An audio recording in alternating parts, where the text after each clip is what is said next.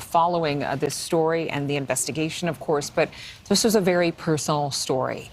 This was someone who worked alongside professionals who had known her, were familiar with her work ethic. Lauren Ciaravalli is a writer and director who counted her among her friends. And Lauren is joining us right now. Thank you so much for being live with us. I can't imagine how painful this is.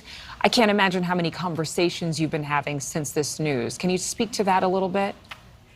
Yeah, there is so much heartbreak right now for me, for everyone who knew and loved Halyna. And it's really shocking and traumatizing. For those of us who spend so much of our every day on set, we know that there are specific safety protocols for literally every single thing that happens on a film set. So how this happened, it's so shocking, it's so traumatizing, and it's been a lot of speaking with friends and checking the news and just trying to wrap our heads around this. Because I honestly, when things like this happen, I think I try to rewind in my head.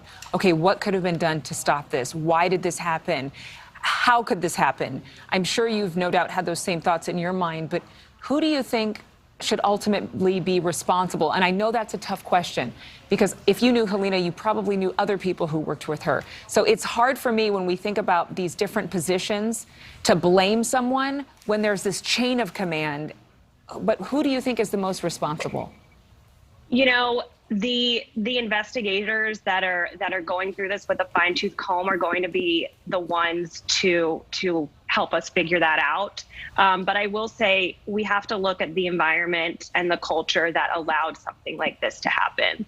And the biggest thing I hope that comes out of this is a cultural shift that makes so many of the factors leading up to this tragic loss just unacceptable always. Now, are you speaking specifically to the fact that some of the staff was complaining about not being paid enough, or maybe a toxic work environment, not being treated as well on set? Maybe that people were complaining that there were shortcuts being made. Is that what you're talking about now? Yes, I think all of these details that are coming out are speaking volumes, and crew members, you know, through the ongoing negotiations that IATSE has been doing with the studios, crew members are speaking out about the things that are going wrong. And it's time for the people at the top to really take all this in and start to make positive change.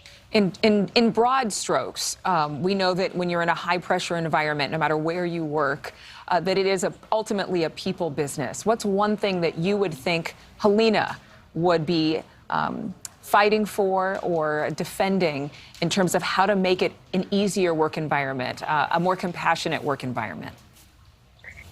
She was an incredible example of someone who had so much respect for the people she worked with and so much respect for her craft. She just brought excellence every single day. And, you know, cinematography, being a director of photography, it's arguably the hardest position for a woman in Hollywood to obtain. And she would show up on set, this like petite Ukrainian chick, and she had such a soft-spoken voice and a calm demeanor. And I just admired her so much that she was able to lead a crew of mostly burly dudes oftentimes and never raise her voice.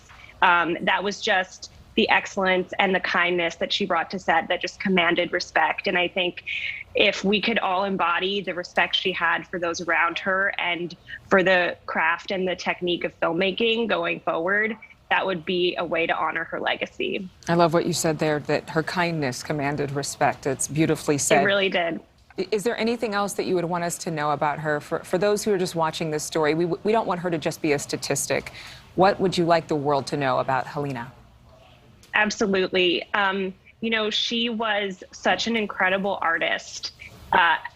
She was a rising star because she had the full package. She was an artist, she was a technician, she was a leader, and she was also a wife and a mom. And as a woman in this business, I always asked her how she made it all work. And she had such a positive attitude about doing it all and making it work. And she fought so hard for the life that she had. And she's just an example to all of us about working for your dream and living your dream. And I think she'd want everyone else to go out there and try to fight for theirs as well.